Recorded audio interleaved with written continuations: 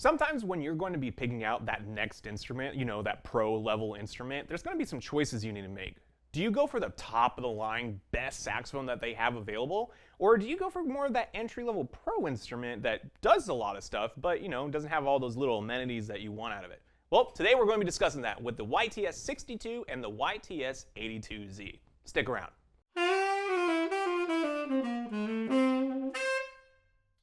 Howdy everybody, my name's Andrew King. We are here at Alamo Music in beautiful downtown San Antonio. Don't forget to visit us at alamomusic.com where we have these instruments and so much more for you to peruse. So today we're going to be talking about two very special saxophones from the Yamaha line, the YTS-62 and the YTS-82Z. Both of these instruments are top-of-the-line, pro-level instruments ready to go for anyone wanting to take it as serious as possible. The thing is that these are going to be at two different levels within that pro line. You have your entry-level pro series, which is your YTS-62. You can also look at some of the other brands, such as the 711 from Selmer, or anything like the 54 Axos. But this is also going to be in conjunction with a lot of other brands too. So you have like the TW01, like Yamaha as well. Now, if you were to go from that and then look into the other price points, you see that they're priced pretty similar, but there is kind of another echelon available right above it, and about $500-800 increase, and that is what's going to be what I call the Elite Series. And this is also a number with most of the saxophone brands. And that's going to be the YTS-82Z, you got your YTS-875EX, a bunch of other ones like the TW10, it just goes on and on. The cool thing about these instruments is that it gives a plethora of options to choose from for things that you need in certain situations. Now, when you look at these upper level elite saxophones, you'll start to see that there's some little bit of language in the marketing where it's kind of being more specialized for one thing, not as many blanket statements for a lot of things. But when you look at the entry level saxophones, such as the YTS-62, which we're looking at today, it's definitely more of an instrument that the words like entry-level pro, there's more blanket statements happening, and that all kind of comes together to make it a little more confusing as to why to even get that saxophone. So that's what we're going to talk about today, especially in the context of someone wanting to get that pro-level saxophone who's willing to invest, that $3,500 to $5,000 price tag into an instrument like this. And it's great for college students, amateurs that are wanting to get into more serious playing, taking lessons, or just musicians that are ready to make that next step and are able to invest that kind of cash. Now, if we were to talk about these saxophones next to each other, it's easy to kind of guess which one's going to be the better saxophone, right? The YTS-82Z just has a plethora of options available to it that the YTS-62 just doesn't have. You have metal resonators that will be able to push the sound out way harder, a custom V1 neck that's going to have a nicer, basically a larger bore, the taper on it basically allows for faster airflow. You also have an adjustable front F key, which makes it really nice for players that like to play up top on the altissimo range. And just a couple other options as well. You got a one-piece bell. The brass itself is made of a more like French brass. It's like a harder material. Again, the resonance of that makes it so it's pushing a much harder. Definitely a great free-blowing saxophone. And then when you look at the YTS-62 in comparison, you'd like to think that it's just a worse playing saxophone, right? Well, that's not really the case. The YTS-62 is a fantastic instrument. It still uses the same kind of springs, it still uses the same kind of action, and I have a lot of aftermarket solutions that will solve a lot of things without actually investing the same amount that you would into a YTS-82Z. Now, why would you pick one over the other? And that's going to basically answer the question, what kind of saxophone playing do you want to do? I think the YTS-82Z and in this conversation the YTS-62 are fantastic instruments if you were looking to go and specialize in a certain kind of playing. The YTS-82Z is great for huge playing over an ensemble, soloing, combo playing, and just being able to push through any kind of situation where you need to be heard. It's a great jazz playing saxophone, pop, funk. It just responds very well across the board, and it has just a little bit of that, not much resistance, so you're able to kind of set your sound to where you want to play it. After playing it on my adjusted tone mouthpiece, I was able to get a really nice powerful tone that I was happy with, no matter how much air I put it through as far as volume and dynamics. It was very flexible up and down. I was able to get a very good tone no matter what I did. Now, as far as playing on the 62, I was able to get more of a. It was a bit darker as far as the tone goes. I felt it was, especially with the neck and everything, there was a bit more resistance from there. But with the 62, I kind of was able to lock in on where I wanted that tone to be a lot easier than on the 82Z, and that has to do with the bore in the neck. The 62 neck that comes with it is just an easier saxophone to play as far as right out of the box, not needed to sit down with the saxophone over a long period of time. I was able to get my characteristics on my tone much easier on that saxophone without much trouble. And that's mostly because the instrument's just a really good blank slate instrument. The reason we use these blanket turns with these entry level instruments is because it's made for college players and players that are wanting to just get into this professional world and play over a large amount of genres. When you get into college, you're going to be playing in a lot of different styles, from classical to jazz, funk, saxophone ensemble work, just a ton of things that you're going to be doing, and these instruments really do fulfill that role. And they're so good at that that if you were to specialize in another role or anything like that, they're not going to get in the way of you playing. We've done videos on these instruments before, and we've gone to the specifics, but it's really good to sit down and just listen to them side by side and see what you're looking for. So sit down with me. We're going to go ahead and listen to them a couple times and see what we see, and I'll see you in a bit.